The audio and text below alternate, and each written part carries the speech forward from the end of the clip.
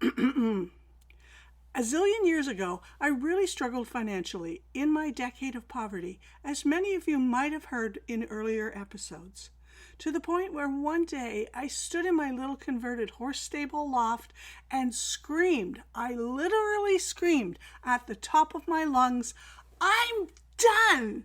I can't do this anymore. I don't care about my credit score. I'll never apply for another loan. I'm so done with this whole banking system that punishes people trying to recover and build back. Done, done, done." And once that was out of my system, and I started to put everything that I learned, that I talk about in my podcast, in my courses, and on my social platforms, I got a credit card with a very low limit, which was both a blessing and a curse at the same time. You're listening to Your Money, Your Business, the podcast with me, Debbie Colburn.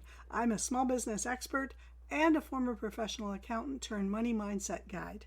And I am obsessed with helping you achieve all those things you've dreamed of and thought were out of your reach, with helping you figure this money stuff out. My goal on this podcast is to help you break the cycle of feast or famine with your cash flow and to help you grow your wealth and sustain it over the long term. We dive deep, we get real, and we get raw, discovering and exploring what is really possible for you and letting go of all those things that are holding you back. If you've ever thought it's not enough looking at your bank balance or think, "I'll never get that paid off," when you open up the credit card statement, maybe you're sick and tired of constantly being worried, of just getting by, and you know you're missing out on key opportunities again and again, or maybe you're done with the constant arguments over money, then this is absolutely the right place. We'll bring you a whole new way to look at money, profit, cash, wealth, tackle the challenges, share the ideas, the tips and the tactics and the strategies, and get you connected to the right resources. Think of this as your weekly prescription of money mastery development and leave the hard work up to me. No matter what's going on in your life right now, I've got your back. Ready? Buckle up, take a deep breath, and join me in a conversation about breaking through to the next level. Welcome to episode 111, where we're going on a 30,000-foot flight to see the importance of basic data collection into metrics that can be your guide when no one else is around, that work for all stages of business and of your life. So just starting out in business or a couple of years in, maybe you're just over the 100K gross revenue a year mark, or maybe you're somewhere near bouncing around the 1 million mark. This is foundational. And at home, surrounding your personal financial situation, it's equally as important. Let's discover why people resist these so much, how to set them up so that they don't scare the crap out of you, and that it's super easy to incorporate and to use, and why they are an absolute key to knowing if you are moving forward, backwards, or stuck, and even if something might seem you're going one way, to really see which direction you are going. Ready? Each time I sat with a new client to go over their financials, one look at their statement of profit and loss, you could see their eyes glazing over. Oh my God, I don't get this. Imagine trying to run a business or household, not understanding what the story is that the numbers you see in front of you are trying to tell you. And before you throw your hand in the air and proclaim you know your numbers, take a breath. I get you. No fingers pointed. This is pure education, learning for you to consider. And consider, do you know your numbers, or do you know the story that they are telling you. Yep, I love numbers because of the story behind them. I can't imagine how it must feel looking at numbers just as numbers, like a blank chalkboard. Like looking at, imagine those numbers as if they were you looking at a homemade chocolate chip cookie and drawing a sensory blank. No salivary response, no imagining the softness of the Toll House, the warm, soft Toll House chips in your mouth, the lightly toasted edge of the cookie, the smell wafting through the house. Imagine that's the story if your numbers were cookies. And this is where I started with my first business, Apple Tree Business Consulting, helping people understand financial statements written in lingo that took professional accountants years to perfect and made no sense to most small business owners. Today, my approach is a little bit different. Actually, in many ways, it's radically different. It's one that everyone can use, and it's still based on one basic concept that all of us know: percentage. We all know what percentage is, don't we? We get taught it in grade 5, 6, 7, somewhere along there. It's a specific size piece of something. 50% of a bottle of wine is half of it. HST or GST or VAT or sales tax is a specific amount of the cost of something, a percentage of it. Excuse me. I'm just going to grab a drink here. Sorry about that. It's a little dry in the house today. 83% on a test means you got most of the answers right. Percentage is the way that you can look at any two numbers and see if the latest one is bigger than the first, or smaller than the first one, or exactly the same as the first one. It's just that simple. We've all stepped on a scale at some point in our lives, more often than we really should, likely. And what do? A statement like this runs through our head. Today I weigh 197 pounds. Yesterday I weighed 195.5 pounds. Oh my God, I put on 1.5 pounds.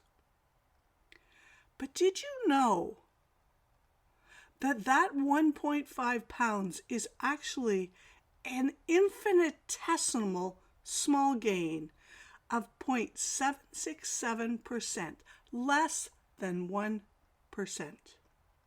And earlier in February, Tim Hortons, you guys all know what my fave here in Canada is Tim Hortons. It's actually Starbucks, but I frequent Tim Hortons more often than not. They increased the price of a 12-grain bagel, which I buy about 5 days a week, so I don't eat the whole bag if I buy a bag. They increased the price from $1.79 per bagel to $1.99, 20 cents. And that's an 11.17% increase. How do you feel hearing those two different pieces of data, the metrics? A weight gain of less than 1%, a price hike of 11.17%. Did the 1.5 pounds gain feel worse than a less than 1% gain? Did the 20 cents feel better than the 11.17% increase in price? This is the emotional world of money that we live in. And here's the thing. When you get into the habit of looking at everything through a lens of percentage, it helps you see the degree of change. Yes, there are times in business where when you're doing an offer and putting a dollar value that you save versus a percentage that you save makes a difference in the psychology, but that's a whole other piece of this. And it's actually pretty interesting, and maybe we'll dive into that a little bit later. And in business, in savings, in building a wealth portfolio, Staying on the positive side of percentage change is all that matters long term. In every single area, except where you are tracking things related to loss, like churn rate of members in a membership. If you don't know what churn rate is, well, it's like butter, is how frequently members are turning over in the membership. Are you retaining members, or are you losing more members, a percentage every month? So things like that. There are times, but it's quite unusual. Now, is this making sense? And I hope you're still with me. And I just want to say, anytime that you feel like I might have lost you, you can always go back. You can always hit that 30-second or 15-second, go back, rehear that section.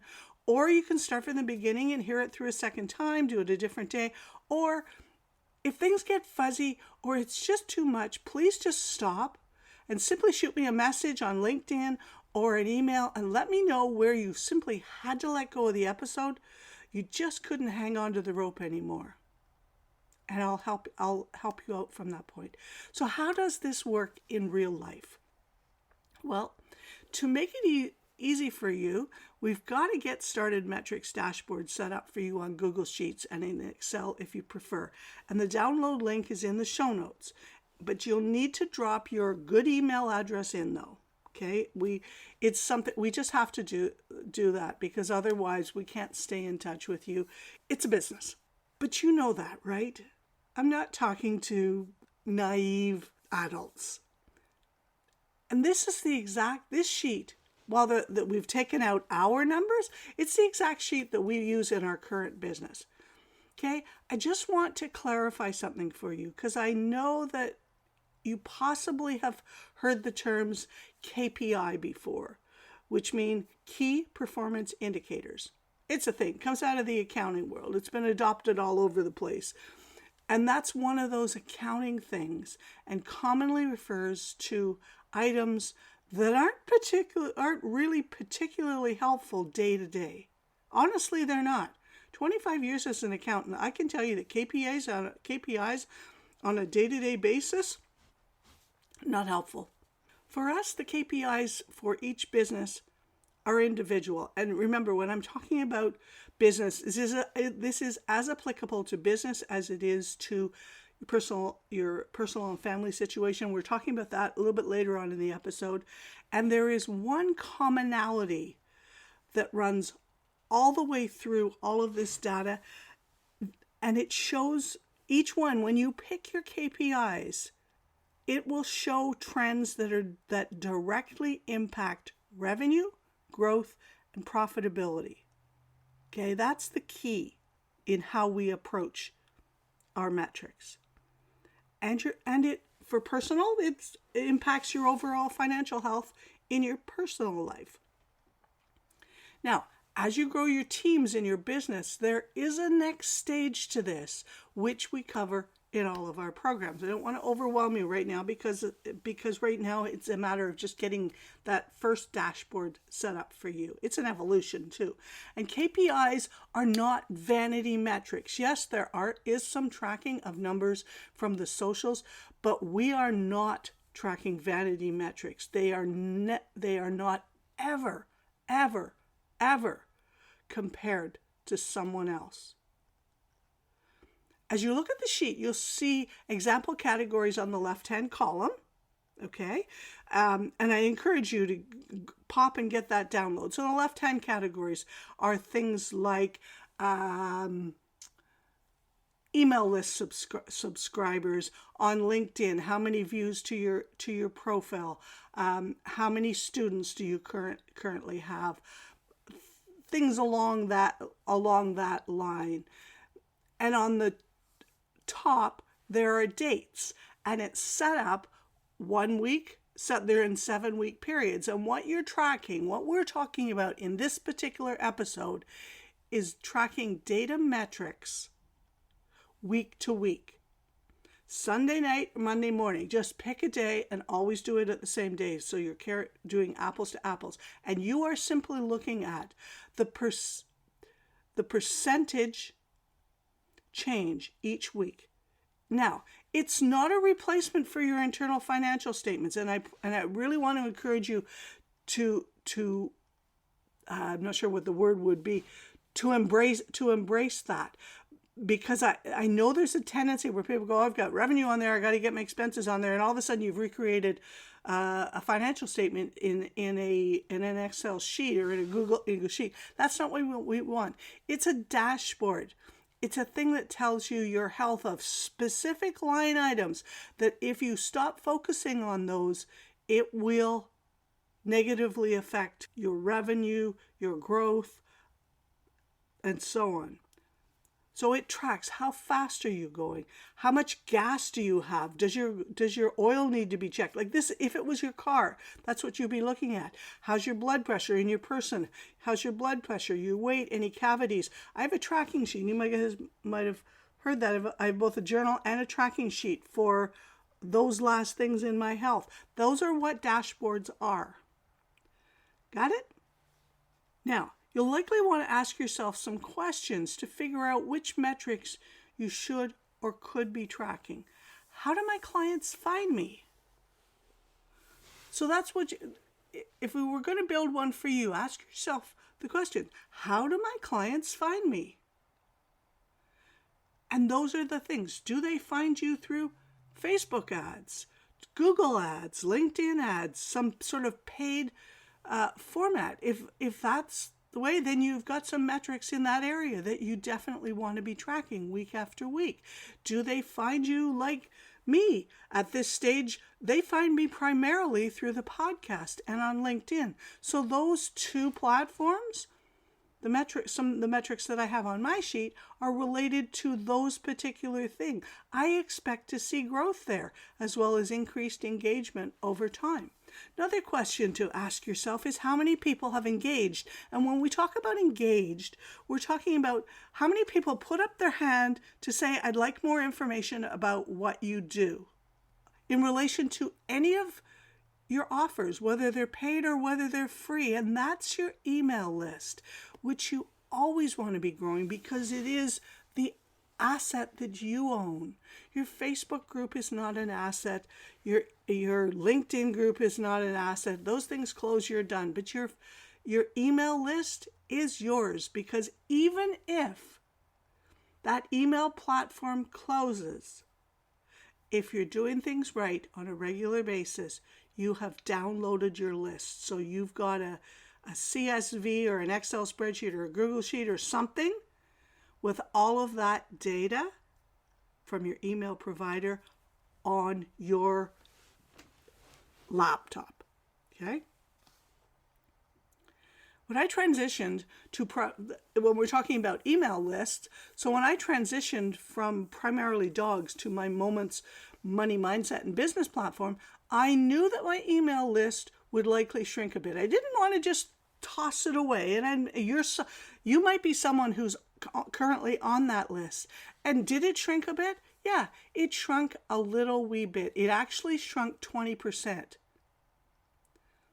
But nowhere near as much as I thought it would, which was interesting, but actually supported what I thought I knew. But I had the numbers now, right? So you can track any number of these types of metrics, but you want them to be very relevant to your business. If you need help with this, you can absolutely reach out to us for guidance or a quick consult. I'm happy to help you. Now, I didn't forget revenue and income, because some of you are saying, well, why do we not track revenue and income? We actually do. And again, remember, this isn't a financial statement. It's a snapshot. You're looking for things like students or client numbers, overall revenue, but don't get sidetracked, because there's a bunch of stories underneath that number that you need to know, because you might well have one program that's doing incredibly well, but it's not profitable. So there's many other things beyond this, but this every business needs to have this. And you will see that costs and expenses are not part of it. We're not looking at the dollars and cents except for gross revenue. We're looking at what is driving revenue. on the cost and expenses side, that's something we're going to talk about in a completely separate conversation. Now, let's chat a bit about how this might work for your personal situation. The application of it here is much more limited and is done in the tone of understanding where your money is going and how you are improving your financial health. No, it's not a budget. Just say no. Budgets are like diets. They simply don't work long term for the majority of people. And for those they do, there's frequently a long-term undercurrent of resentment of having had to deprive yourself in lengthy periods of your life. The metrics that have worked best for me, and so this is different. This is different than the business side, because on this side, I'm focusing more on out than in, because in is much more narrow. There are less factors to affect the amount that you have coming in than there are within business. If you, let's say, for example, if you're a professional and you're working for a substantial salary and so on, that is your salary. It's not going to vary from week to week. Same thing. Even if you're a business owner, for example, that's not gonna. You're gonna at the beginning of the year, you're gonna set your amount that you pay yourself. It's not going to change from week to week, because if it is, you got a big problem. Okay, so for me, there are three that were really key, and I encourage you to at least start with something like this. One was credit card balance. Two was spending on food, and when I say I mean food. Anything you put in your mouth. Now, I hardly ever drink, so that doesn't have anything to do with it, but it could be food and drink. And the third one was upgrades to my life. Now we'll talk about that.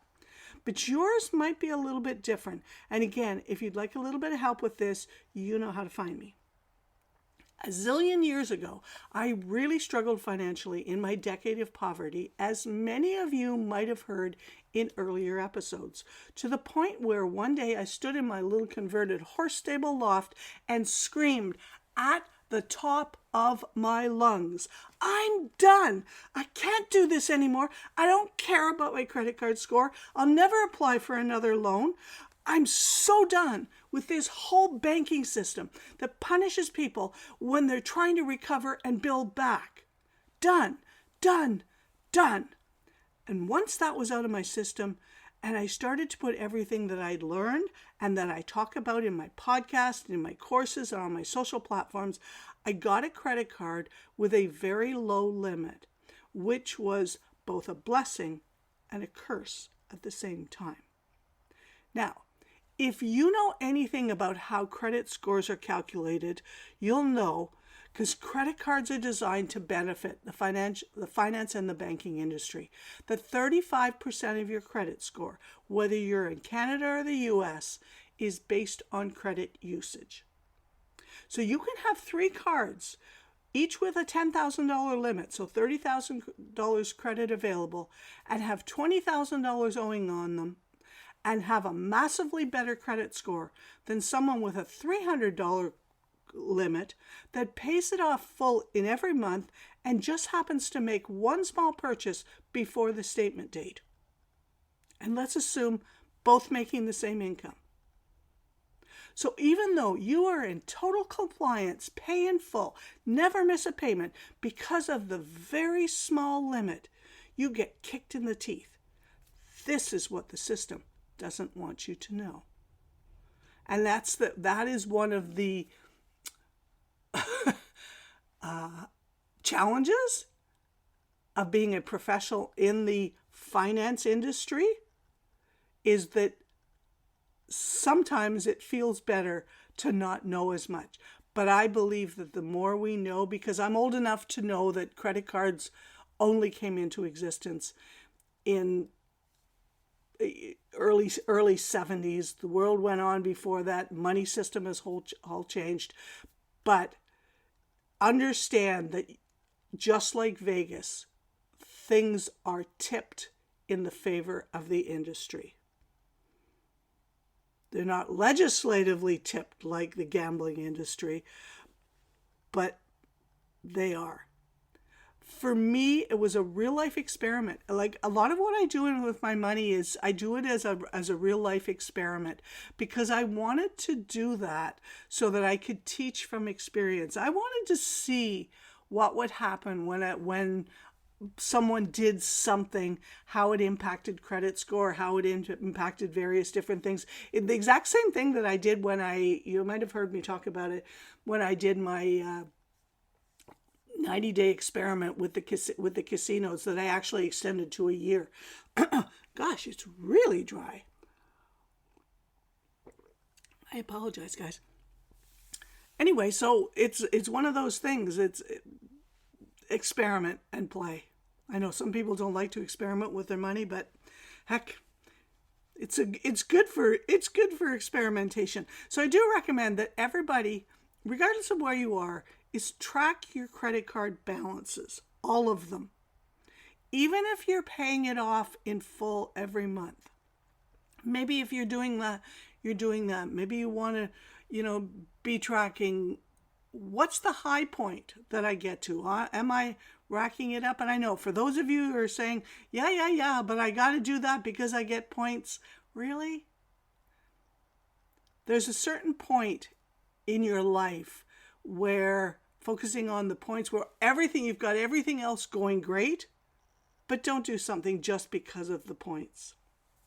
Now, let me go back to that where I was. So even if you are paying it off in full every month, but let's be honest, I gotta say, I know most people say that they are, but they aren't really, because they're paying it off and then they're just whipping it right back up again. So the reality is, if you look at it, it's pretty heavily loaded most of the time. Now, if you are, and you just use it sporadically, and you never put anything that's consumable on it, like one of the things for me that was a big change is to, as much as humanly possible, I do not put food on my credit card. I just don't, because it's gone by the time, and it's still sitting, the amount is still sitting on the credit card, even if you're paying it off every month. So if you are, congratulations and great job. And I hope you're not using your line of credit, your home equity line of credit, to pay it though. The second piece is food, and it's where I see massive leaks in money. Mostly because so many of us are emotional eaters, and weight and money scarcity literally go hand in hand. They are like besties. One feeds the other.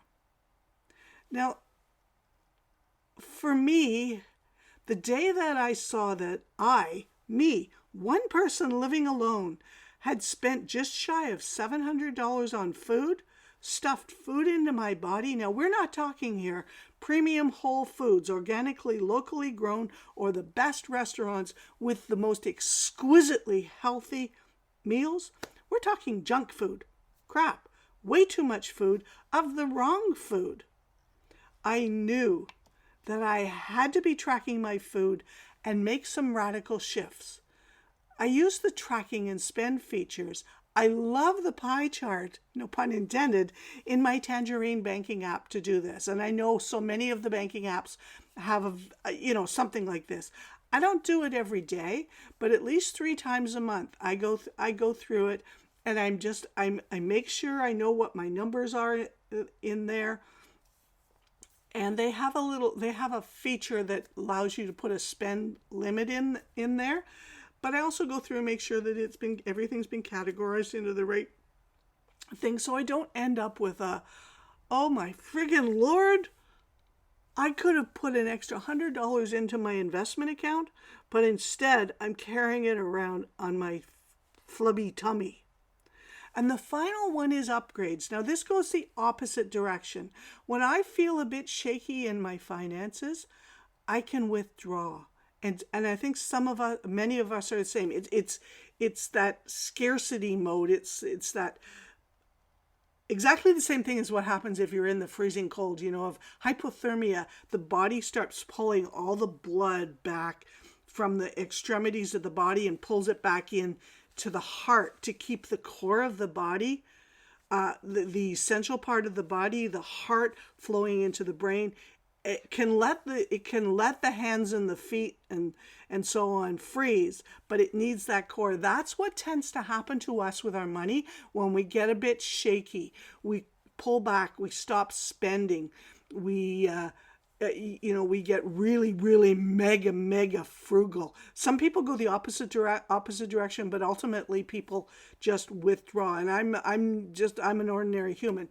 And so a way to check on myself is that I track upgrades. And this can be anything from replacing something that is worn out or damaged or no longer loved, to a beverage upgrade like Starbucks instead of Tim's, car washes every time the car is dirty, not just once a week, or new sheets or underwear. You got ladies, you've heard us talk about that before. Men, same thing. And or a business class flight, or upgrade to a hotel. You get the idea. You can even upgrade your food. You can, but you have to track it. If you haven't done any upgrades in your life, you're probably in that withdrawal mode. Now you get the idea. Anything that moves from economy to the next level, specific to you, a move to a new big house is definitely not an upgrade for me, but it might be for someone else. Different neighborhood. So I hope that helps you out a bit. And if you think that there's someone in your circle that could use this stuff, any piece of it, please share the link with them. And remember that the link to the Google Sheets is in the show notes. So this podcast got you thinking you'd like to go a bit deeper on this with me. You want to figure your money thing out? I have got so much more to share with you and to give you. And you're really ready to toss the shroud of money worries into the trash forever, to stand taller and more confidently in every decision and manifest the most profitable and successful year of your life, which means worry-free abundance in life and in business and so much more. Make sure to sign up for my free 4-week course where we're taking a deeper dive into how to transform that money situation in your bank accounts that's keeping you up at night. Easy peasy, lemon squeezy. All you have to do is just pop over to the link, bit.ly/boost-money-EQ. And invite a friend to go through with you, even family, or maybe coworkers or employees. It's a great way to get a money conversation going. And the more people in your community who are shaking up the scarcity mindset, the more our families and our communities will thrive. Don't be shy or embarrassed. Pass the link on to as many people as you can, because stats show that we never know what's happening in people's lives, especially when it comes to money. I cannot wait to see you inside. And yep, regardless if you sign up for TBN or not, this course is absolutely free. No strings attached. So much value handpicked for you inside it. You're for sure going to experience a transformation in a very short time. Come on, join us and have some fun. bit.ly/boost-money-EQ. Super excited, and I will see you there.